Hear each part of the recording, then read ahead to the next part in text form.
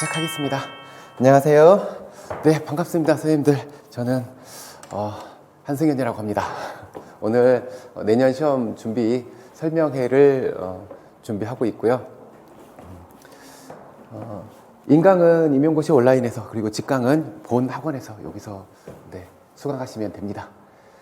선생님들 지금 표정이 아마도 마음 상태가 얘와 비슷하지 않을까. 내년 1년 공부해야 되는데 어떻게 내가 좀 잘할 수 있을까? 이런 불안함도 있을 거고, 뭘 얼마큼 해야 될지 좀 두려움도 있으실 거고, 그런과 동시에 쟨 누구지? 이런 궁금함도 갖고 계실 거고요. 네, 저는 노량진에서 사실 2년 살았어요. 1년 살고 공부를 했는데 떨어졌어요. 그래서 그 다음 해에 다시 시험 봐서 2006년도에 광주광역시로 차석 합격을 하고, 10년 후에 서울로 다시 시험 봤어요. 서울로 올라오려고. 그래서 시험 봐서 그때는 수석으로 합격했네요. 그리고 18년도에 본 학원에 이제 제가 강의를 하기 시작했고요. 매해 모의고사에서 엄청난 적중률을 자랑하고 있어요. 올해 시험도 지난달에 치렀던 올해 시험도 엄청 많이 적중했어요. 선생님 혹시 불편하시면 잘 보이는 쪽으로 오셔도 괜찮아요? 네. 자, 봅시다. 오늘 저 설명의 일정은요, 시험 안내, 그 다음에 임용시험이 얼마나 어려운지, 또 제가 들려드리는 합격 비법도 저랑 올해 이렇게 수업해요, 이렇게 요 순서로 준비했어요. 자, 시험 먼저 보죠. 선생님들 시험 명칭이요, 이래요. 이제 작년 거 시험지 캡처해온 거예요. 중등학교 교사 임용 후보자 선정 경쟁 시험, 이 명칭이 이래요. 이거 치르시려면 기본적으로 이제 전교사 2급 자격을 취득하셨거나 아니면 2월부로 취득하실 분에 대한 그 자격이 다 갖추셨을 거고, 그 다음에 한국사 능력시험 보셔야 되죠. 한국사 능력시험을 3급 이상 받으셔야 되고요. 내년 시험 기준으로 2018년 1월 1일 이후에 취득한 것만 인정이 되어요. 혹시 이거 넘겼으면 다시 따셔야 돼요. 아마도 이 부분은 다 하시지 않으셨을까. 그래서 이제 바뀌었죠. 심화 등급의 문제를 60점 이상 취득하시면 가능할 거고요. 내년 시험 일정이에요. 혹시 아직 못 따신 분이 계신다면 가장 빠른 게 1월 10일부터 17일까지 저때 접수하고 2월 11일 날 시험을 치르게 돼요. 혹시 아직도 안 따셨으면 요거 빨리 해결하셔야 돼요. 요거 계속 물고 가시면 갈수록 힘들어져요. 그 다음 시험 전형 한번 보죠. 익숙하신 분들도 계실 텐데 아직 이제 안 보신 분들도 계실 거니까요. 지난달에 시험 본 날짜예요. 11월 26일 날 토요일 날 봤고요. 시험은 이렇게 교육학 1교시에 교육학 시험을 봐요. 한 문항, 논술형 한 문제 보게 되고요. 2교시에는 전공 A형, 3교시에는 전공 B형 이렇게 나눠지는데, A형과 B형의 차이는요, 이렇게 과목의 차이 이런 게 아니에요. 그냥 문항 수와 배점만 좀 다를 뿐 똑같아요. 전공이에요. 그래서 여기 봐봐요. 9시부터 10시까지 60분 동안 교육학 시험 보게 되고요. 10시 40분이잖아요. 요 텀이 40분이에요. 요 때도 12시 10분에 끝나고 50분에 시작하잖아요. 요 텀도 40분이에요. 요 시간에 뭐 할지도 생각해 보셔야 돼요. 선생님들 한번 타임머신 타고 한번 쭉 넘어가 볼까요? 올해는요, 11월 25일 날 볼 것으로 제가 추측하고 있어요. 통상 그때 봤어요. 11월 마지막 주 요때쯤 보니까. 아마 요때쯤 보게 될 거예요. 당일날 아침에 8시 30분까지 입시를 완료하셔야 돼요. 대부분 7시 되면 이제 우르르 이렇게 들어오기 시작해요. 8시쯤 되면 가장 많이 들어오고, 아침에 이제 들어와서 적어도 1시간은 앉아 계실 거잖아요. 1시간 앉아 있다가 1교시 시험지를 받게 되잖아요. 이랬을 때 그 수험장에 가서 아침에 1시간 동안 내가 뭐 할 건지 한번 생각해 봐요. 그리고 요 시간에 뭐 할 건지, 요 시간에는 뭐 할 건지도 생각해 봐요. 그 시간에 잠이 올까요? 뭐가 먹는다고 해서 들어갈까요? 잘 들어가지도 않아요. 사실 제 경험으로는 배고플 것 같으니까 김밥 같은 것도 챙기고 초콜릿 이런 거 잔뜩 챙긴단 말이에요. 안 들어가요. 사실 배가 좀 고프다는 생각이 들긴 하죠. 근데 그게 잠깐이에요. 그래서 내가 뭘 먹고 있구나, 참 맛있구나 이런 생각이 전혀 없어요. 그냥 배고프니까 그냥 잠깐 집어넣고 있는 거지, 계속 다음 교시에 시험 문제가 뭐 나오지? 뭐가 나올까? 어떤 게 나올까? 계속 그것만 신경을 쓰이게 되잖아요. 그래서 그때 볼만한 자료를 만들어 놓으셔야 돼요. 안 만들고 계시면요, 그 많은 책들, 두꺼운 책 다 들고 다니셔야 돼요. 그러면 그거 두꺼운 거 다 들고 가셔서 이제 페이지를 열심히 넘겨야 되겠죠. 막 넘겨. 중요하지 않은 부분을 읽다가 시간을 보내면 안 되니까 필요한 부분만 봐야 되겠죠. 그래서 체크된 부분만, 형광펜 된 부분, 이런 부분만 열심히 본단 말이에요. 그 많은 걸 갖고 들고 가서 요 30분, 40분 동안이요 못 봐요. 그래서 반드시 뭐 만드셔야 돼요? 좀 이따 뒤에서 말씀드릴 서브노트를 반드시 만들어 놓고 계셔야 돼요. 만들어 놓고 계셔야 이 짧은 시간 동안 전 영역을 다 살펴볼 수 있어요. 반드시 올해 그 작업을 좀 해주셔야 돼요. 이건 좀 뒤에서 말씀드릴게요. 자, 거꾸로 나왔네. 1교시에는요 60분 동안 논술력 한 문제 보게 되고요. 2교시에 전공 A형 90분 동안 봐요. 장담하건대 저도 그랬어요. 살면서 가장 빠른 90분을 경험하십니다. 정말 휙 지나가요. 처음에 시작할 때는 시간이 뭐 1시간 반이나 남았으니까 여유롭게, 아니요, 정말 빨리 지나가요. 시간 휙 지나가고 말아요.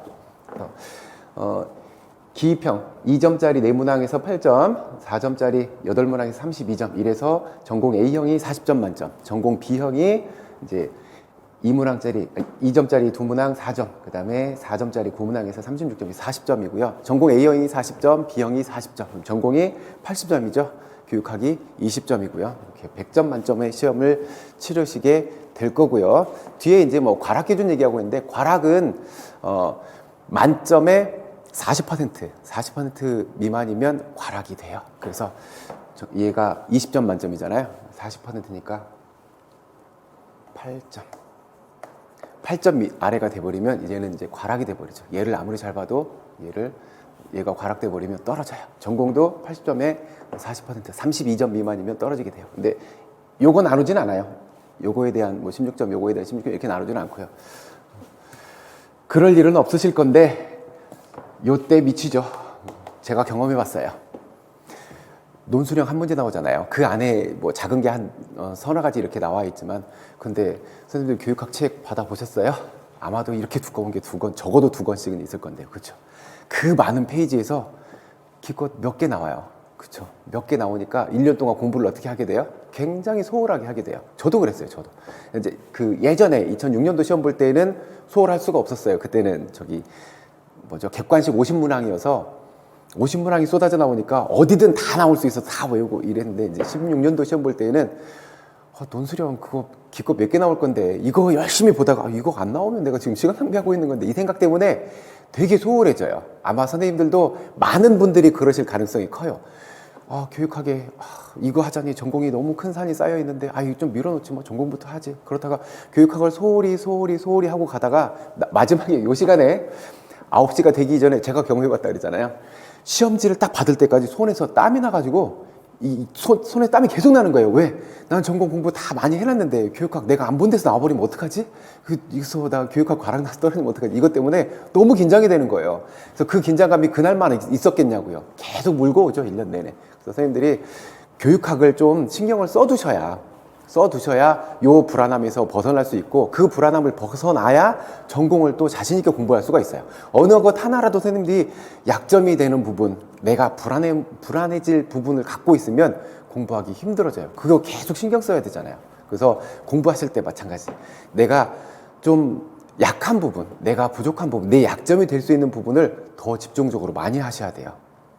제가 예전에 대학 다닐 때도 이렇게 보면 운동할 때 있잖아요. 운동할 때 선생님들도 자신 있는 종목 있고 자신 없는 종목 있죠.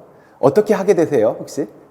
저는 그렇던데요. 제가 자신 있어 하는 종목은 재밌으니까, 즐거우니까 많은 시간을 투자하고 많이 즐긴다는 느낌으로 하죠. 근데 내가 자신 없는 종목이면 잘 안 하게 되잖아요.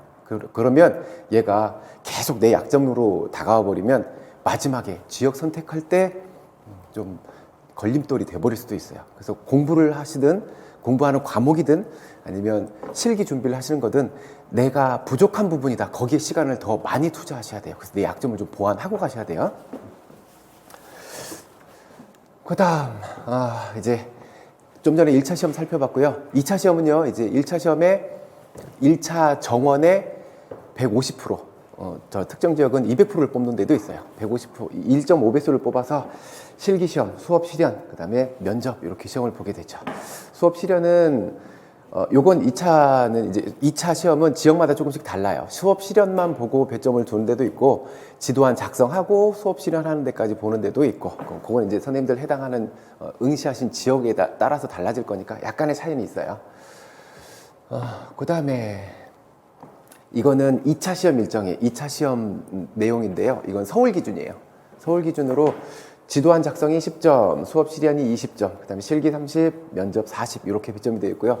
많은 지역에서 지도안을 안 봐요. 안 보고 그냥 수업 실현만 보는 곳이 많이 있어요. 그리고 배점도 많이 다르죠. 충남 같은 경우에는 여기가 70%예요. 그래서 충남은 조금 실기가 조금 자신이 없다 이런 분들은 좀 걸으셔야 할 지역 중에 하나예요. 그다음 이제 실기 출제 범위예요. 얘도 서울 기준으로 제가 요거 캡처해 온 거고요. 마찬가지 실기 내용이나 종목이나 이런 것들도 선생님들 해당한 응시하신 지역에 따라 달라질 거니까 그거는 이제 선생님들이 지역 선택하실 때 고려하시면 될 거고요. 1차 합격자 발표가 12월 29일 날 하게 돼요. 다음 주가 되겠네요. 그리고 최종 합격은 2월 7일 날요. 그래서 홈페이지에서 이렇게 공고하게 될 거고 다 보시게 되면 요 문자를 보시게 됩니다. 최종 합격을 진심으로 축하합니다. 요 문자를 딱 띄우게 돼요. 이름하고 주민번호, 그래서 자기 배점이 나와요. 그래서 과락점수 나와 있잖아요. 8점, 32점. 요거에 미달되는 것은 뭐 그럴 일은 없으니까 버립시다. 그 다음 임용시험은 그래서 도대체 얼마나 어려운 시험인가요? 먼저 경쟁률 한번 보죠. 지난달에 치렀던 작년 시험이에요. 작년 시험 경쟁률 보면 서울하고 경기하고 인천만 뽑아왔어요. 서울은 10.57대 1, 경기는 8.8대 1, 인천이 10대 1 이렇게. 그래서 조금씩의 차이는 있기는 하지만 대부분 10대 1 정도 돼요.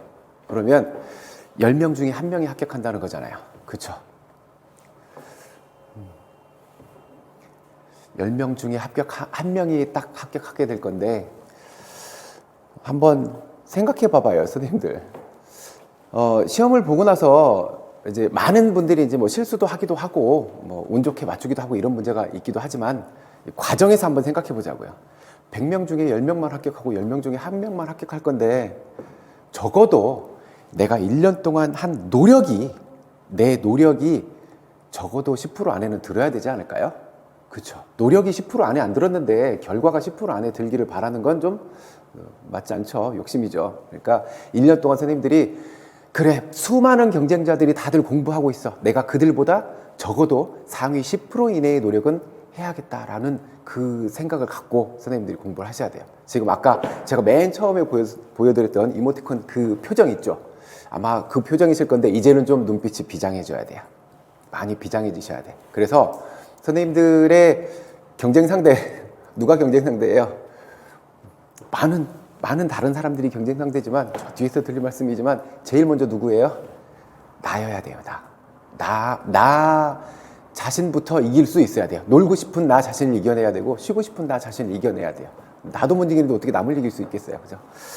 그래서 어쨌거나 경쟁률이 이러해요. 그런데 좀 이렇게 표면적으로 드러나는 경쟁률은 이렇고 서울 같은 경우는 뭐 이렇게 응시 인원만 따로 발표를 하기도 했더라고요. 살펴봤더니 666명인데 666명이 지원을 했는데 실제로 응시한 인원은 500 몇 명이더라고요. 580명인가 이래요. 그 상당수가 시험을 보러 안 왔어요. 그런 사람들도 있고 또 내년에 시험 볼 건데 경험 삼아서 그냥 수험장의 분위기를 느끼고자 경험 삼아서 보는 사람들도 있고요.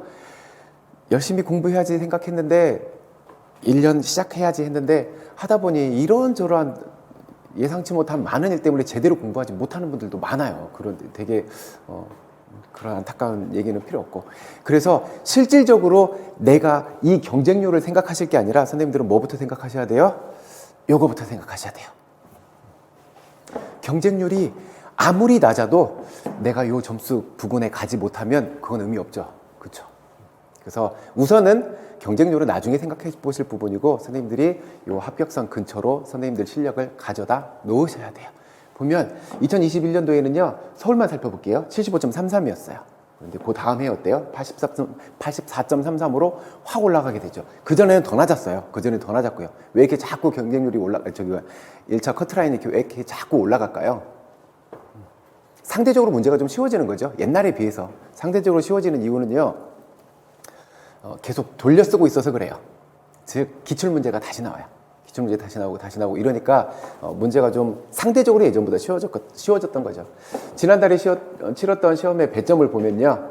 사회과에서 10점, 심리에서 8점, 생리학 10점, 역학 10점, 운동학습과 제어에서 2점, 측평에서 10점, 그 다음에 체육사 6점, 철학 윤리에서 2점, 교과교육학에서 22점. 보면 점수들이 고르게 출제돼요. 어느 한 과목을 걸러서는 안 돼요. 걸러서 못 가는, 이제 여기는 운동학습과 제어, 이거는 심리하고 닿아 있는 부분이 굉장히 많아요. 그래서 굳이 나누는 것도 좀 그렇긴 하지만 어쨌거나 과목이 구분되어 있으니까 하는 얘기지만, 그래서 어느 과목 하나를 소홀히 하고 가서는 네, 힘들어져요. 아까 봐봐요. 84.33이면 교육학 배점이, 교육학에서 약간의 점수 좀 잃으실 거잖아요. 그쵸? 그 다음에 전공에서 잃고, 이것이 15점을 넘어가면 안 된대. 그러면요, 놓치는 과목이 있어서는 안 돼요. 그래서 아까 말씀드린 것처럼 내가 이 과목이 좀 약해. 그러면 그 과목을 내 걸로 만드실 정도로 선생님이 노력을 많이 하셔야 돼요. 많은 분들이 제일 어려워하는 거 어디 있어요? 여기 있어요, 여기. 저 과목들 되게 어려워해요. 되게 부담스럽고 어려워해요. 그래서 공부하시는 많은 분들이 어떻게 하시는지 알아요? 어렵고 힘드니까 잘 안 봐요. 왜? 볼 때마다 한숨 나오고 볼 때마다 스트레스 받고 이러니까 안 보게 돼요. 안 보니까 영원히 얘가 내 아킬레스건이 되는 거예요. 그래서 극복하는 방법은요, 어디 안 가요 얘네요. 여기 있어요. 선생님이 접근하시면 돼. 자꾸 보고 해서 익숙해지고 선생님 과목으로 만들어놔야 이 약점이 해소가 돼요. 안 보면 영원히 내 약점이에요. 그러니까 선생님들이 내가 좀 부족한 부분이다, 더 많이 보세요. 자, 문제의 난이도 봐요. 아까 우리 전공만 살펴보면요, 23문제 보게 되잖아요.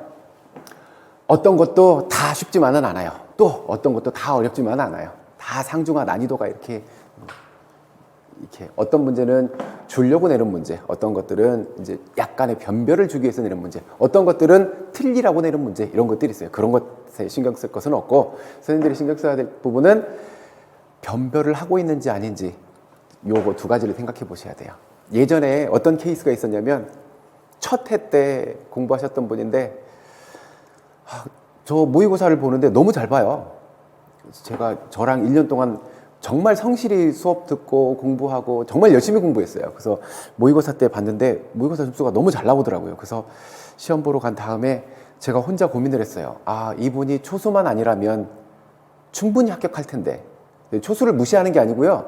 왜 초수만 아니라면이라는 단서를 제가 왜 붙였냐면, 경험이 없잖아요. 시험을 본 경험이 없잖아요. 어떤 예측하지 못할 어떤 상황이 이분을 흔들어 버릴지 몰라요.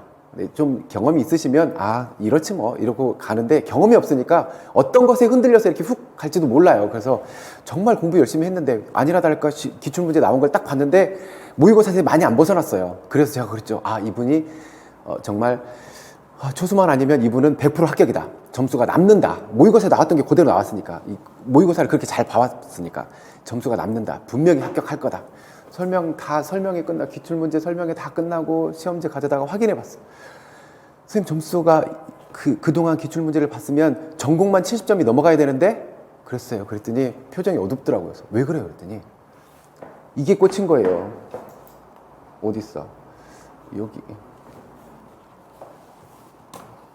여기에 꽂힌 거예요. 여기. 시험 문제를 풀면서 되게 쉬웠대요. 쉽게 느꼈대요. 왜냐하면 모의고사에서 풀었던 걸 지금 또 풀고 있으니까 되게 쉽게 느껴졌대요. 풀면서 무슨 생각에 꽂혀버렸냐면, 야, 그렇게 어렵다는 임용시험을 보고 있는데 이런 쉬운 문제가 나온다고? 그럴 리 없어. 분명히 뭔가 다른 게 있을까? 뭐인 것 같은데 바꿔서 쓰고, 또 다음 문제 풀다가 이렇게 쉬울 리가 없잖아. 또 바꿔서 쓰고. 그래서 떨어졌어요. 그거에. 선생님들 이제 그 생각을 갖고 가셔야 돼. 모든 문제가 다 쉽거나 어렵지만은 않아요. 선생님들이 공부를 하신 만큼 문제는 더 쉬워져요. 선생님들이 지금 첫 번째 목표는요, 내가 저기까지 올라가는 거예요. 다른 사람을 신경 쓸 때가 아니에요. 거기까지만 올라가면 돼요. 그래서 봐봐요. 기출문제가 계속 반복되기 때문에, 예전에 기출문제로 기출분석 다 해봤던 게 올해 또 나오고 하니까 합격선이 계속 올라가요. 그 예를 한번 보여드릴까요? 이게 2009년도에 출제된 문제예요. 보시면 개이름이 추구 모형에서 움직임 과정 영역, 유형화, 다양화, 즉흥화, 이거 지금 모르셔도 아무 관계없어요. 요 문제가 나왔어요. 요렇게요. 그리고 작년 문제예요. 지난달에 봤었던 작년 문제예요. 똑같아요. 움직임 과정 범주, 요거 똑같이 이렇게 반복되고 있어요. 그래서 이거 공부하신 분들이 이런 문제를 틀릴 일은 없겠죠. 그러니까 커트라인이 자꾸 올라가고 있어. 그래서 선생님들이 우선은 다른 사람과의 경쟁을 생각하실 게 아니라 내 실력을 쌓아서 올라가는 거, 그게 첫 번째 하셔야 될 일이에요.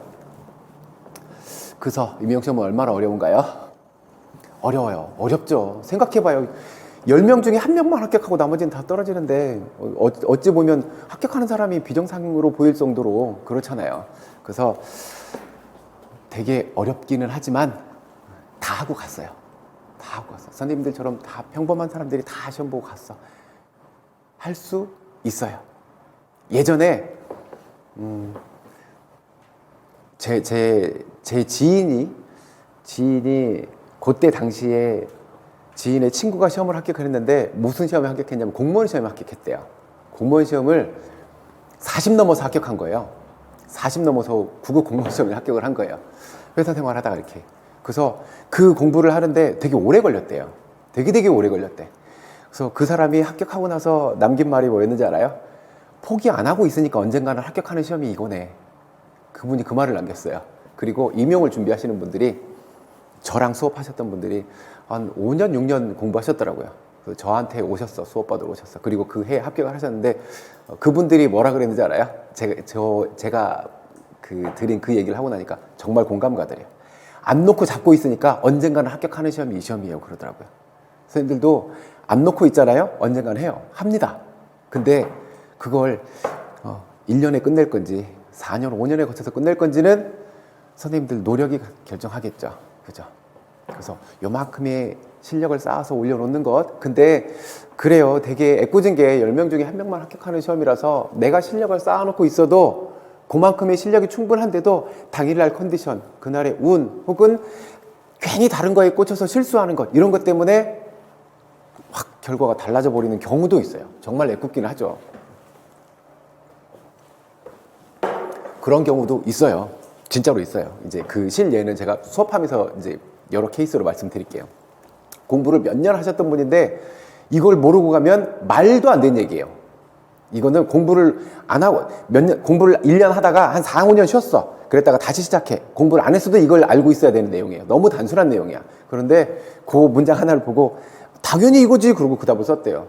그리고 나서 자기가 틀렸다는 생각도 안 했대. 상상도 못 했대요. 저녁에 와서 다른 사람들이 답이 이거라고 그러니까 왜? 나 왜 그렇게 썼지? 그때 깨달은 거예요. 그때 깨달은 거. 이런 게 나타날 수도 있어요. 그러니까 그 실수를 줄이는 거, 나중에 올라가서는 실수를 줄이는 거, 거기에 좀 집중하셔야 돼요. 그래서 하면 다 된다니까요. 저 별로 특별한 사람이 아니에요. 저가 뭐 특별히 뭔가 다른 게 막 있어서가 아니고 그냥 이거예요. 노력이에요. 노력 말고는 제가 더 설명드릴 방법이 없어요. 하시면 다 가능해요. 자, 제가 경험해 본 것, 아까 말씀드렸죠. 한 번은 떨어져도 보고 이렇게 합격도 해봤다고요. 그래서 제가 제 경험을 살려서 혹은 공부하시는 분들의 간접 경험을 통해서 제가 들려드리는 이야기들은요, 이런 얘기들을 해드리고 싶어요. 결석하지 마세요. 인강으로 들으시든 직강으로 들으시든 절대 결석은 하지 마세요. 이건 무조건. 한 번 결석을 이게 한 번 깨지고 나면요, 그 다음부터는 이제 좀 이렇게 본인이 그렇잖아요. 직강으로 이렇게 수업 들어가다 하루 안 왔어. 근데 내일 나 어제 결석했는데 오늘 가기가 굉장히 껄끄러워지잖아요. 그리고 그 빠진 거를 어쩔 수 없이 빠질 수 있는 경우가 있기도 하겠죠. 그 빠진 거를 빨리 복구를 하셔야 돼. 인강으로 다시 돌려서 들으시든 빨리 복구를 하고 다시 정상궤도로 같이 올라오셔야 돼. 결석이 이렇게 잦아져 버리면 그때 그 수업에서 했던 얘기들이 바로 출제되는 문제가 나올 수도 있거든요. 절대 선생님들은 이거는 첫 번째 철칙이에요. 철칙. 절대 결석하시면 안 돼요. 강의 걸으시면 안 돼요. 절대요. 성실하지 않은 사람은 그 10명 중에 한 명이 합격하는데 성실하지 않은 사람이 합격할 리가 없잖아요. 절대 결석은 하시면 안 돼요. 혹여라도 무슨 일 때문에 하게 되더라도 빨리 복구하세요. 직강 가는 선생님들은 인강으로 신청해서 빨리 들으시고, 인강 선생님들, 특히 인강 선생님들 되게 위험해. 왜냐면 인강으로 듣다가 하루 놓치잖아요. 그러면 내일 것까지 이제 이틀께 모여 있잖아. 그러면 이것 좀 게을러지면 내일 듣지 뭐 잃어버리면 또 밀려가. 그러니까 혹시라도 인강이 하나가 밀려있다 그러면 다른 것보다는 무조건 요거부터 먼저 채우셔야 돼. 절대 결석은 하시면 안 돼요. 두 번째, 인터넷 하는 거, SNS 하는 거, 또 게임 하는 거, 이거 좀 참으세요. 1년만 참으세요. 1년만. 특히 제가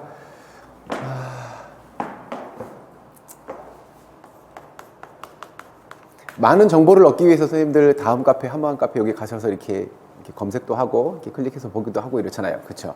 내가 뭐가 궁금해서 갔어. 그럼 그것만 보고 안 닫아지죠. 인터넷 창 자체를 닫기가 쉽지 않잖아요. 켜긴 쉬워도 닫기는 쉽지 않잖아요. 그렇죠. 그래서 제가 최대한 인터넷은 좀 안 쓰게 하려고 그래서 제가 카톡으로 계속 이렇게 궁금한 거 있으면 질문을 받고 이런 형태였었는데 이제 좀 채널을 좀 넓혀야 되지 않을까라는 생각이 들어서 올해는 이제 카페를 개설해서 카페를 통해서 이제 질문을 받고 이렇게 하려고 생각을 하고 있어요. 카페는 저기 강의 시작되고 난 다음에 그때 말씀드릴게요. 그 다음에 SNS 하는 거, 게임 하는 거 이거 절대 좋지 않아요. 시간이 내가 저기에 한번 접속해서 뭔가를 해버리면 시간을 자꾸 손해봐요. 내가 해야 돼, 공부해야 될 시간 자꾸 봐. 이게 시간 가는 게 너무 빨리 지나가잖아요. 그래서 시험 내년 11월 25일 날 시험 날짜까지 모든 수험생들이 똑같은 시간을 갖고 시작해요. 그런데 저런 데다 시간을 자꾸 허비해버리면 선생님들이 투입해야 할 노력이 자꾸만 줄어들어요. 그러니까 저런 것들은 1년만 참아요. 1년 참으셔도 괜찮아요. 1년 동안 친구들하고 연락 안 하고 이렇게 해도 1년 후에 친구들이 다 이해해줘요. 너 정말 독하게 공부했구나, 잘했다라고 이해해주지. 저거 공부한다고 연락도 안 하던 놈이 이렇게 얘기하면은 친구 안 해야지. 그러니까 올해 1년만 좀 참아봐요. 그 다음에 서브노트 만드셔야 돼요. 반드시 만드셔야 돼요. 아까도 말씀드렸지만 서브노트를 안 만드시잖아요. 안 만드시면 책만 들고 이렇게 공부하면서 이제 가장 낮은 수준의 노력을 하시는 분들, 오늘 수업 들었으니까 됐어. 수업 들었으니까 가서 놀지. PC방도 가고 당구장도 가고 놀지. 옛날에 그랬어요. 옛날에 저 이제 주변에서 같이 수업 듣던 친구들이 그랬어요. 수업 듣고 오늘 수업 들었잖아. 됐어. 당구장 가지 뭐. 오늘 수업 들었으니까. 그리고 이외에 혼자 공부하는 시간이 없는 거예요. 이 시간이 자꾸만 흘러가. 3달, 4달 흘러가. 그러다 보면 이제 여름 올 거고요. 그러다 보면 모의고사 볼 거고요. 왜? 준비해 놓은 게 없는데 모의고사 시험지를 보면 이제 덜컥 겁이 나죠. 왜? 다른 사람들은 다 공부해서 이만큼씩 쓰고 점수를 채워가는데 모의고사야 지금 이제 2달, 3달밖에 안 남았어. 근데 내가 여기에 뭔가를 써놓지를 못해. 이러면 이제 불안해서 시간 다 가는 거죠. 그러니까 서브노트를 반드시 만드셔야 할 건데요. 이거는 제가 공부할 때 만든 거예요. 2015년도에 공부할 때. 그래서 이렇게 한 권으로 만드실 필요가 있고, 만드셔서 제일 좋은 방법은 그냥 제가 썼던 방법인데요. 한 페이지에 너무 많은 양이 들어가면 이 페이지를 열었을 때 지쳐요. 그래서 많은 양이 아니어도 돼요. 그래서 페이지를 표시를 하고 난 다음에 공부를 하시면서 저는 반대편을 비웠어요. 그래서 이렇게 보시면 이쪽 페이지는 쓰고 이쪽 페이지는 안 써놓은 거죠. 그래서 나중에 추가해야 될 내용들이 있으면 이 반대편에 쓰고요. 그래서 한 다음에 저거를 해놓고 뭐 하셔야 되냐면 필요한 부분을 체크를 하셔야 돼요. 이렇게 보시면 얘네들은 중요한 부분이니까 색깔도 입혀놓고 다른 페이지 이렇게 내가 완벽하게 외운 부분이야 그러면 얘는 체크해놓고 안 보고, 아니면 거꾸로 이 부분은 마지막까지 내가 신경 써서 좀 봐야 돼, 이런 부분은 체크를 해놓고, 그래서 예를 들어서 이거 잘 안 외워진다, 이거 다시 봐야 돼, 이런 것들만 체크를 해놓는다고 하면 아까 우리 시험 보러 갔던 40분 있죠. 40분 동안 얘네만 보면 돼요. 여기에 체크되어 있지 않은 건 이미 내 머릿속에 와 있어. 이거 안 봐도 돼요. 어젯밤에도 봤으니까. 그래서 체크되어 있는 아이들만 아침에 이 40분 동안 쭉 살펴보고 하면 시간 관리가 돼요. 그러니까 서브노트를 반드시 만드셔야 되는데 많은 분들이 실패해요. 왜 실패하는지 알아요? 좀 전에 제가 보여드렸던 이 한 페이지 있죠. 저거 한 페이지 만드는데 얼마나 걸릴까요? 시간이. 이렇게 적는데 시간이요. 금방 걸릴 것 같죠? 안 돼요. 왜냐면 제가 이거 해드렸으니까 이거 옮겨 적으세요. 10분이면 옮겨 적겠죠. 근데 10분이 아니잖아요. 책에 있는 내용을 내가 편하게 책에 있는 내용 읽고 어떻게 정리하지? 이 문구는 들어가야 되겠는데 이거 놓고 옮겨 적고 이 작업을 하시잖아요. 제가 이거 할 때 한 페이지 만드는데 어떤 날은 한 페이지 만드는데 한 2시간 걸려요. 그러면 한 다음에 무슨 생각이 드느냐면 2시간 동안 겨우 내가 이거 하나 만들었어? 그럴 바에는 이거 버리고 그냥 차라리 외우지. 이 생각에 그냥 놓게 돼요.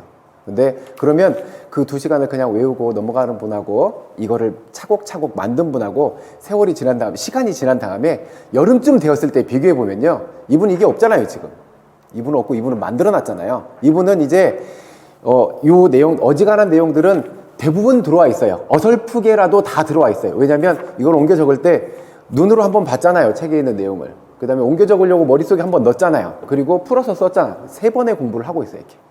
그래서 어지간한 내용들은 나와 있을 뿐더러 이제 정리가 되어 있으니까 얘 중심으로 보면 돼요. 그 많은 책들은 이제 안 살펴봐도 돼요. 보다가 필요하면 뭐 원서를 본다든지 교재를 본다든지 찾아보면 되고. 근데 이 사람은 없잖아요. 어디에 뭐가 있는지, 내가 뭘 알고 있고 뭘 모르고 있는지 체크가 안 돼요. 그러면 나중에 시간 싸움이 안 돼요. 시간 싸움이. 이 시간 싸움이라는 게 뭐냐면 나중에 11월 달 됐을 때에는요, 하루에 전과목 한 바퀴 이렇게 돌아갈 수 있어요. 전공 한 바퀴를, 하루에 한 바퀴를 돌려봐요. 많은 분들이 안 믿었어요. 하루에 한 바퀴를 본다고 했더니 거짓말 하지 말라고. 그러면 얼마나 걸리세요, 선생님은? 그랬더니 최소 2주 걸린대요. 왜냐하면 하루에 한 과목 보는 거죠. 하루에 한 과목 보는 거예요. 한 과목 보고 오늘 끝. 다음날 또 한 과목. 그러면 내가 이 내용을 다시 볼 때는 2주 후에 다시 얘를 보게 되잖아요. 근데 제가 하루에 한 바퀴 본다 그랬더니 거짓말 하지 말라고 그러더라고요. 이건 물리적으로 시간 안에 이루어질 수 없는 일이라고 그러더라고요. 그래서 서브노트를 만들면 가능해요. 그게 뭔데요? 이 이야기는 나중에 해드릴게요. 이걸 가지고 있는 사람은 11월 25일 날 시험 본다고 그랬죠. 25바퀴를 돌려보고 시험 보러 갑니다. 없는 사람은요, 많아야 2바퀴 돌려보고 시험 보러 갑니다. 경쟁이 안 돼요. 반드시 만드셔야 돼요. 가장 편하게 만드는 방법은요, 아까 말씀드렸죠. 한 페이지 만드는데 몇 시간이 걸린다고요. 오늘 수업 들었으면 수업 들은 내용까지 정리를 끝내세요. 그게 제일 편해요. 같이 발맞춰 가는 게 제일 편해요.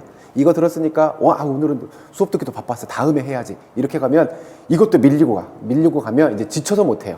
그러니까 오늘 수업 들은 내용은 오늘 반드시 서브노트로 끝낸다. 요 생각을 하고 서브노트를 만들어 가시는 게 제일 편한 방법이고요. 교육학도 하셔야 돼요. 일반 교육학도요. 일반 교육학도 안 만들어 놓으시면 나중에 여름이 되고 이제 가을로 넘어가는 그때쯤 되면요, 만들어 놓은 건 없지, 교육학 분량은 이만큼이지, 기껏 나오는 건 몇 개 나올 건데, 그래서 교육학에서 손을 점점 떼기 시작해요. 손을 뗐다고 해서 시험을 안 볼 수는 없잖아요. 그러니까 나중에 끝까지 불안해져요. 전공을 보자니 교육학의 발목을 잡고, 교육학 보자니 전공이 산더미처럼 많고. 그래서 교육학도 오늘 수업을 들었으면 여기까지는 서브노트를 만들자, 요 생각을 갖고 4달이면 충분해요. 1, 2, 3, 4월까지, 1월부터 시작해서 4월까지 서브노트 만드는데 4달 충분해요. 그거 안 하면 뭐 하실 거예요? 오늘 수업 들었으니까 다른 거 아닐 거잖아요. 그러니까 전공하고 교육학 서브노트 반드시 만들어 놓으세요. 그리고 여기 서브노트 만드는 방법은 뭐 어떤 내용을 넣어야 되고 어떻게 만들어야 될지 모르겠어요. 해본 적이 없어서 모르겠어요. 이렇게 많이 질문들을 하시더라고요. 제가 수업 때 말씀드려요. 이 내용은 중요하니까 반드시 정리해야 돼요. 이런 내용들 위주로 해놓으면 돼요. 아니면 이거 출제된 문제예요, 이거 중요한 문제예요, 그 내용들 위주로 집어넣어 두시면 돼요. 그러니까 제가 수업 때 말씀드려요. 이거 이렇게 하셔야 돼요. 이거 정리해야 돼요. 이렇게요. 그리고 작성하는 거는 선생님이 만들어서 본인이 보실 거잖아요. 나 편하게 하시면 돼요. 나 보기 편하게 작성하시면 돼요. 뭐 크게 무슨 틀이 있다거나 그런 건 아니니까요. 또 하면서 이렇게 궁금하시면 저한테 도움 요청하시면 될 거고요. 꼭 만드셔야 돼요. 그 다음 실기 준비요. 1차 때부터 꾸준히 하고 계셔야 돼요. 지금부터 그냥 우리 전공이잖아요. 우리 전공이잖아. 그냥 최소한의 몸 관리는 계속 하고 가셔야 돼요. 적어도 러닝, 하루에 20-30분 정도의 러닝을 해서 몸은 준비가 되어 있어야죠. 되어 있어야, 내가 기초 체력이 갖춰져 있는 상태에서 1차 끝나고 2차 때 스킬을 준비하는 거랑 몸이 완전히 망가진 상태에서 2차 가서 스킬을 준비하는 거랑은 다른 몸이기 때문에 힘들어져요. 그래서 1차 끝나고 2차 때 많이들 다쳐요. 제가 통계를 내보지는 않았는데 해당 시도의 수험장에 한 명씩은 목발 꼭 나타나요. 한 명씩 꼭 나타나. 왜 그런지 알아요? 욕심내거든. 날도 추워졌지. 1년 동안 내가 몸 놓고 있었지. 그러니까 내 몸은 완전히 이제 1년 전에 운동하던 몸이 아니야. 몸이 아닌 상태에서 이제 시간이 얼마 안 남았으니까 무리를 하게 되죠. 무리를 해버리니까 날도 춥고 이러니까 다치는 케이스가 굉장히 많이 나타나요. 그래서 실기는 1차 때부터 꾸준히 그냥 기초 체력을 유지하는 수준으로는 꾸준히 하고 가시는 게 제일 좋아요. 선생님들 시간 가장 많이 걸리는 종목이 뭐 있어요? 수영하고 체조. 요거 2개가 제일 오래 걸리잖아요. 수영은 꾸준히, 그러니까 수영이 안 되시는 분들은 꾸준히 근처의 수영장을 계속 다니세요. 꾸준히 다니셔야 돼요. 그 다음에 체조는 제가 한 달에 한 번씩 제가 실기 지도를 해드려요. 다른 건 몰라도 이 나이 먹었어도 아직 체조, 뭐 핸드스프링 이거는 별 문제가 되지 않아서 제가 한 달에 한 번씩 지도를 해드리니까 인강으로 듣는 선생님들도 오고 싶어요. 그러면 오셔서 한 달에 한 번씩 이렇게 하실 거니까 거기에 참여하시는 것만으로도 충분해요. 몸만 준비되어 있다면 충분해요. 그다음 공부하시다 보면요 분명히 찾아옵니다. 일탈의 욕구가 찾아와요. 술 생각이 날 때도 있고 어디 여행 가고 싶은 생각이 들 때도 있고 분명히 일탈의 욕구는 찾아오게 되어 있어요. 저는 1년 동안 단 한순간도 일탈의 욕구는 찾아오지 않아요. 저는 그런 사람 아니에요.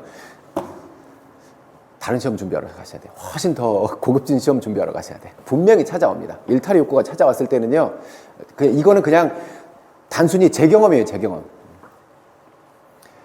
일탈의 욕구가 찾아오면 그냥 잠깐 쉰다라고 생각하고 술이 너무 땡기는데 그냥 한잔 하세요. 최대한 빨리 돌아오면 돼요. 다시 돌아오면 돼요.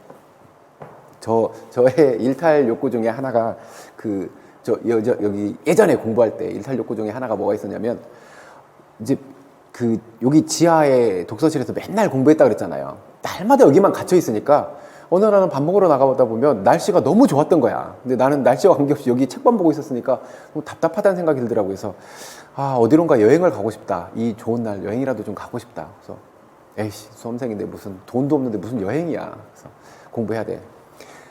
이제 이게 해소가 안 되니까 다음 날도 날씨는 또 좋잖아. 그래서 또 여행 가고 싶다. 그래서 결국 제가 그 스트레스를 계속 여행 가서 이렇게 넓은 데라도 보고 그래서 이제 답답한데 여기 있으니까 트인 데가 보고 싶어지잖아요. 그래서 바다를 보러 가자.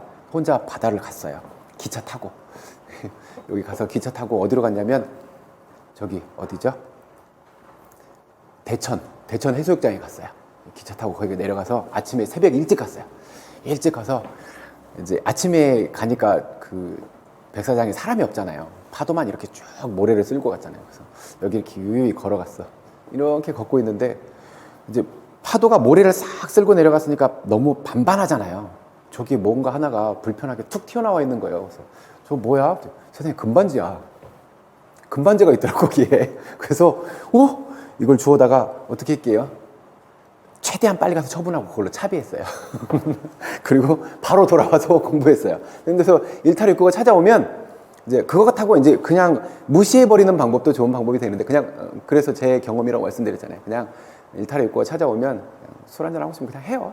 단 내일의 지장이 없을 정도. 최대한 빨리 복귀만 하면 돼요.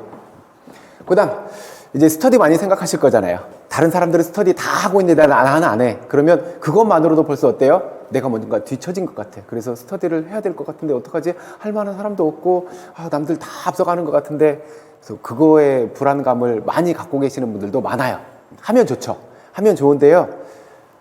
제가 직간접적으로 경험해 본 결과 이 두 가지는 반드시 생각해 보셔야 돼요. 내가 스터디를 하면서 내가 득을 볼 수 있는 이런 효과를 나타낼 수 있는지 또 하나 효율성도 생각해 보셔야 돼요. 어떤 스터디는요 그들끼리 죽이 너무 잘 맞아. 그래서 스터디 끝난 다음에 야 우리끼리 맥주 한잔 하러 가자. 스터디는 1시간 하고 맥주 먹고 밤새 가고 이래버리면 좋지 않아요. 그래서 스터디는 항상 적정선에서요. 나에게 도움이 되는 부분만. 그래서 제가 경험했던 스터디는 저는 딱 이 수준에서 그냥 암기 인출 수준에서만요. 다른 얘기 하지 말고 스터디원들끼리 모여가지고 나 이거 알아야 된다는데 너 이거 아니? 저기 있는 거 어디 꺼내와가지고 이거 알아야 되는데 넌 아니? 이런 사람이 있어. 분명히 있어요. 가면 많이 공부하셨던 분들이 그래. 이거 알아야 되는데 너 알아? 이거 알아야 돼. 모르면 안 돼. 나는 이제 공부하기 시작해서 내 모르는 영역의 것들을 가지고 와서 이렇게 막 풀어놔. 그러면 나는 지금 오늘 한 것도 다 소화 못 시켜서 이러고 있는데 뭔가 새로운 거 이걸 가져와서 자꾸 해야 된대. 그러면 불안하잖아요. 잔뜩 불안한 마음에 이제 돌아와. 그래서 다음 스터디를 가야 할 때 이게 자꾸 몇 번 반복되면 어떨까요? 스터디 가기가 이제 무서워져요. 무서워져 버려. 그런 스터디는 차라리 안 가시는 게 좋아요. 그래서 제가 추천드리는 건 딱 암기 인출 수준이 가장 적절하지 않나. 그래서 기출 분석하시는 스터디 하는 분들도 많더라고요. 기출 문제에서 이거 나왔대. 그러니까 이렇게 해서 또 나올 수도 있어. 그거 가지고 이렇게 연구하시는 분들도 많이, 물론 괜찮아요. 근데 이제 거기에 주관이 들어가서 이제 자꾸 이제 옆으로 세고 이러면 별로 그것도 효율성은 좋지 않아요. 그러니까 스터디는 나에게 딱 이로운 만큼만 정말 이기적인 수준에서 생각하셔야 돼요. 그 다음에 이것도 매우 중요해요. 선생님들이 일상생활에서요, 일상생활 관리가 안 되면 공부도 힘들어져요. 선생님들이 오롯이 공부에 집중할 수 있어야 돼요. 1년 동안 그 많은 내용들을 다 집어넣고 해야 되는데 지금 시작하시기 전이니까 어때요? 마음속에 그래 열심히 한번 해봐야지. 다 할 수 있어. 내가 잘 해낼 수 있어. 많은 사람들이 다 했대잖아. 내가 뭐가 부족해서 잘할 수 있어. 이러다가 이제 교육학 분량 쏟아져 나오고 전공 분량 쏟아져 나오고 이러면요. 이제 여기 오롯이 집중해서 공부하기가 쉬워지지 않을 수도 있어요. 그런데 이렇게 공부하는 내적으로만 보더라도 내가 집중하기 쉽지 않은 상황이 발생할 수 있는데 외적으로요. 내 친구 관계라든지 아니면 나의 지인들과의 관계, 이런 관계에서 어떤 스트레스가 다가오면 더 많은 시간 또 뺏기게 되겠죠. 그래서 공부하실 때는요, 내년에 공부하실 때는 공부만 생각하세요. 친구 관계에서 불편함, 누구와의 뭐 불편함 이런 거 생각하지 마요.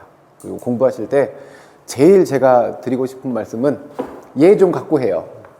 얘 좀 갖고. 요 두 가지 갖고요. 자신감 갖고.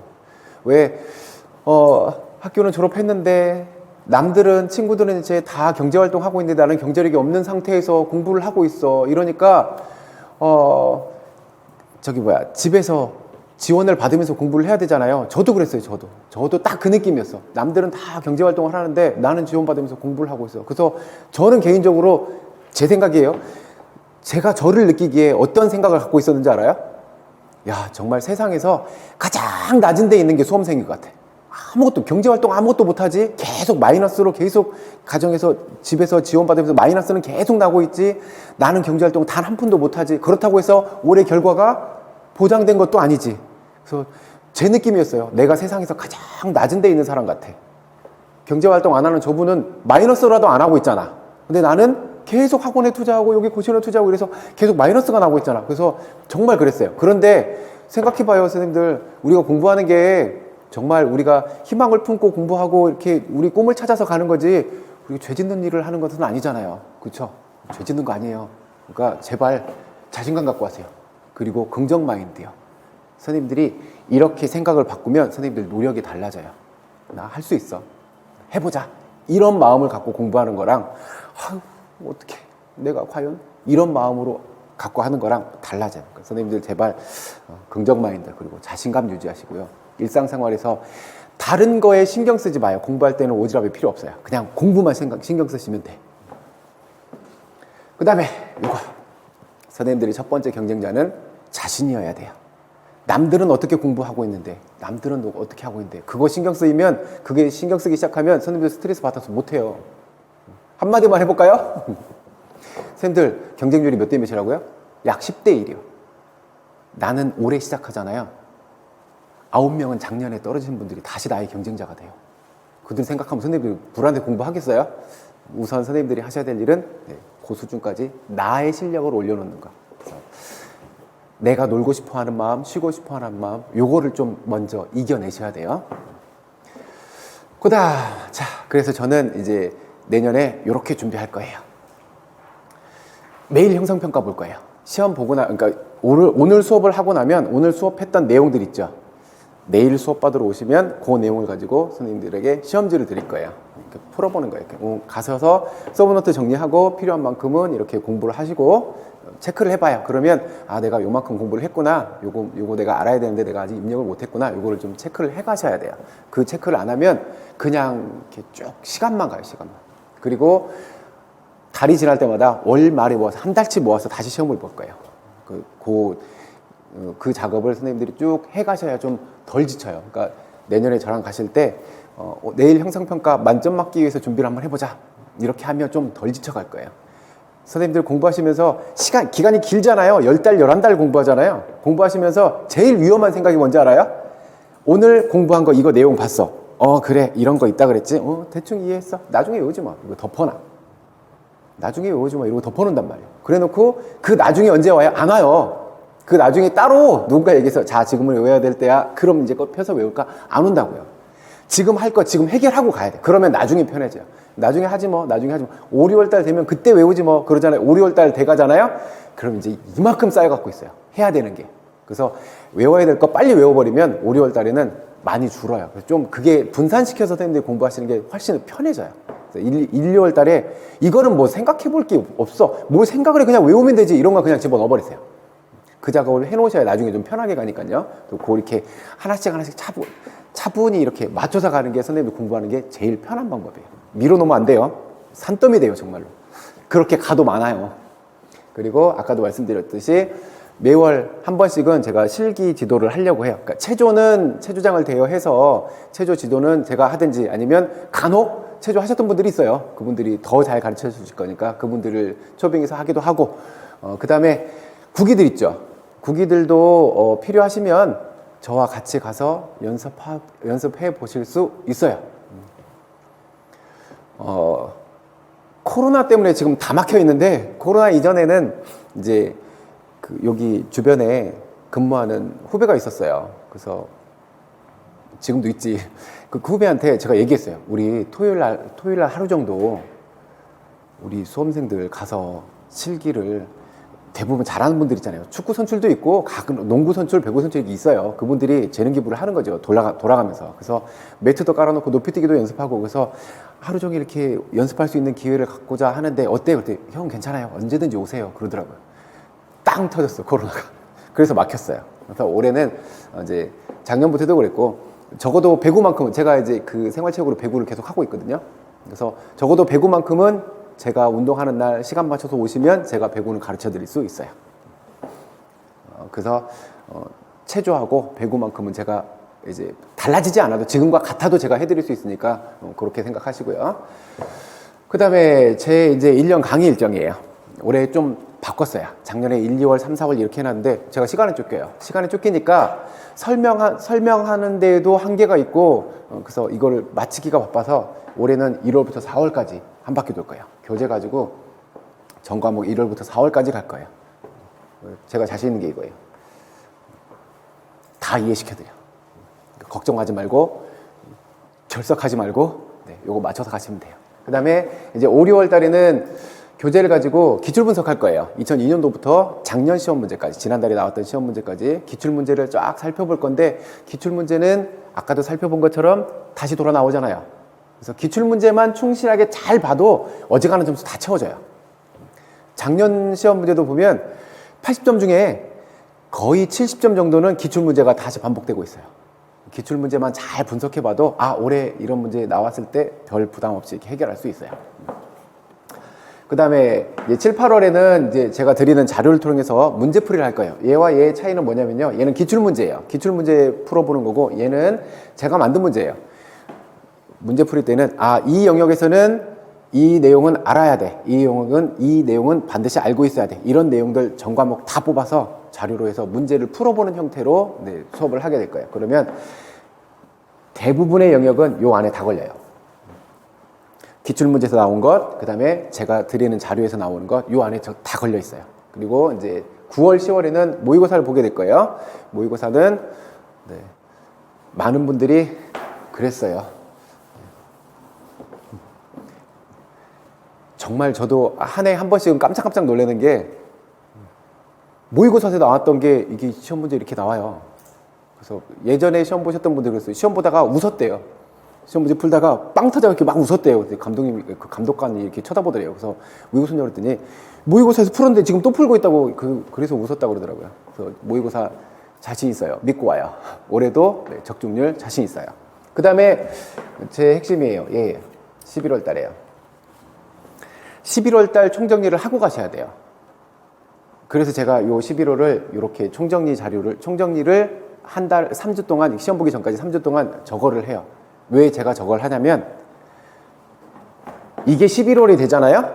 그러면 모의고사 보고 난 다음에 모의고사를 끝으로 다음 주에 시험 보러 가잖아요? 그러면 이제 모의고사에서 다루지 않았던 내용들 있죠? 모의고사에서 다루지 않았던 내용이 툭 튀어나왔을 때 얘를 언제 봤지? 언제 봤더라? 요때 본 거예요. 그러면 실수가 나타날 수 있겠죠. 그래서 왜냐하면 많은 분들이 모의고사 기간에 어떻게 공부를 하시느냐면, 제 문제도 가져다 풀어보고, 다른 선생님 문제 풀어보고, 저 선생님 문제도 풀어보고, 이제 다 갖다 풀어봐. 그래서 어떤 분들은 잘 나오면 자신감 못 나오면 뭐 이딴 문제가 있어 이러기도 하고, 이 문제 저 문제 다 풀어보고 다음 주에 또 이 문제 저 문제 다 풀어보고 점수에 만족하고 이렇게 넘어가. 해야 될 건 지금 남아있고, 서브노트는 계속 돌아가고 있어야 되는데 얘는 안 돌리고 얘만 한단 말이에요. 서브노트 아까 만들었잖아요. 그쵸? 만들었으면 이거 가지고 이제 계속 돌려서 봐야 돼. 회독수를 계속 돌려서 보셔야 돼요. 안 외워질 게 분명히 있거든요. 이거 외우고 작업을 계속 하고 있어야 되는데, 이거는 스탑해놓고 문제만 이 사람 저 사람 거 가져다 다 이렇게 풀어봐요. 던져. 풀어보고 던지고. 그럼 모의고사에서 안 다뤘던 걸 몇 달 전에 봤어. 그래서 시험 문제에서 이런 낭패가 와요. 그거 막으려고 제가 11월에 전과목 총정리를 해요. 그래서 11월 달 제가 올해 그 영상을 만들려고 해요. 제 11월 총정리 강의를 들어야 하는 이유. 11월 달에 얘기한 것들이 다 나와요. 대부분 다 나왔어요. 대부분. 3주 동안 4달 동안 했던 걸 3주 동안 해야 되기 때문에 쓸데없는 얘기 없어요. 정말 해야 될 필요한 얘기들만 하거든요. 중요한 이야기들만. 이것만 쭉 풀어놓고 가니까 11월 강의에서 되게 많이 나왔어요. 출제된 문제에서. 그래서 요 강의를 반드시 들으셔야 돼요. 요거 해야 3주 동안, 그래서 요때 보고 나면 시험지 붙잡았을 때 내가 따로 공부를 안 했어도 적어도 2주 전에, 적어도 일주일 전에 봤던 내용을 시험 문제에서 풀고 있으니까 실수는 좀 줄어들 거예요. 그래서 올해 강의 일정은 제가 요렇게 잡고 있어요. 그래서 올해 달라진 게 1에서 4월까지 요때. 그래서 요때는 제가 좀 최대한 선생님들한테 쉽게 설명을 하려고 시간을 좀 많이 확보하고자 하고 있어요. 그 다음에 도움이 필요하면요 언제든지 저에게 요청을 하세요. 어떤 형태의 도움이어도 괜찮아요. 여기다가 제 카톡 아이디거든요. 여기다가 톡을 저한테 보내주세요. 여기는 이니셜, 여기는 숫자예요. 0703. 여기다가 톡을 저에게 보내주세요. 저 도움이 좀 필요해요. 어떤 형태여도 괜찮아요. 제가 수험생 생활을 해봤잖아요. 저도 선생님들처럼. 그래서 선생님들이 어떤 어려움을 겪고 있을 것인가, 혹은 지금쯤이면 어떤 심리 상태일 거다, 지금쯤이면 어떨 거다라는 걸 제가 대부분 다 공감해 드릴 수 있어요. 그러니까 어떤 형태가 됐든 선생님 도움이 필요하시면 저한테 도움 요청을 해주세요. 마지막 순간까지요. 합격증 아까 봤던 최종 합격을 진심으로 축하드립니다. 그 안내 문자를 볼 때까지요. 저한테 도움 요청하세요. 뭐든지 다 도와드릴 거니까요. 제 초심이에요, 초심. 처음에 왔을 때 학원에 딱 입문했을 때 제가 다짐했어요. 내가 여기를 떠나는 순간까지는 이 마음은 변하지 말자. 내가 수험생 생활을 너무 어렵게 힘들게 해봤기 때문에 나는 무조건 수험생 편에서 마지막 순간까지 선생님들 편에서 내가 수업을 하다 갈 거라. 그러니까 어떤 형태든 괜찮아요. 도움이 필요하시면 보내오세요. 여기다 보내요. 제가 옛날에 합격을 해보기 전에요. 2005년도 시험 보고 떨어졌다 그랬잖아요. 2005년 시험 보고 떨어졌을 때 그때 공부할 때는 어떤 느낌이었냐면 저는 딱 이런 느낌이었어요. 많은 사람들이 공부를 하고 있어. 정말 많은 사람들이 공부를 하고 있어. 그중에 내가 이렇게 선택돼서 가는 거야. 얼마나 좋을까 이렇게 생각했어요. 그래서 어떤 느낌이, 제가 표현을 어떻게 했냐면 그냥 이렇게 빈 상자에 내 이름이 쓰여 있고 사람들이 와서 제비뽑기 하는 것처럼 딱 뽑았는데 내 이름이 있네? 얼마나 기뻐? 이게 임용시험인 줄 알았어요. 그때는 딱 느낌이 그랬어요. 왜냐하면 막막하거든. 해본 경험이 없기 때문에, 아직 안 가본 길이기 때문에 막막해요. 그래서 선생님들도 이제 느끼실 거예요. 정말 이렇게 공부하는 게 맞나? 많은 사람들이 나처럼 이렇게 이 길을 겪고 이렇게 공부해서 합격하고 갔나? 정말 내가 잘 가고 있나? 이 생각을 끝날 때까지 합니다. 끝날 때까지. 시험 끝날 때까지 그 생각을 하실 거예요. 저도 그랬어요. 그래서 이 느낌이었어. 근데요, 해보니까요, 선생님들이 준비되어 있잖아요. 모셔갑니다. 그래서 아까 말씀드린 것처럼 우리가 실력을 쌓아놓는 게 이렇게 산으로 올라가는 거라고 하면 여기까지 내 발로 올라가 있으면 돼요. 그러면 오세요 하고 가요. 내가 여기까지 못 올라갔는데 이 밑에서 추첨해 드릴게요. 그런 일이 일어나지 않아요. 그래서 정말 내가 열심히 노력을 해서 실력을 쌓아놓으면 모셔가요. 모셔가. 그러니까 내가 지금 잘 가고 있나? 이런 걱정은 안 하셔도 돼요. 마지막 순간까지 제가 도와드릴게요. 따라와요. 믿고. 얘가 도와드린다니까요. 얘가요. 자, 오늘 제가 드릴 말씀은 여기까지 다 드렸고요.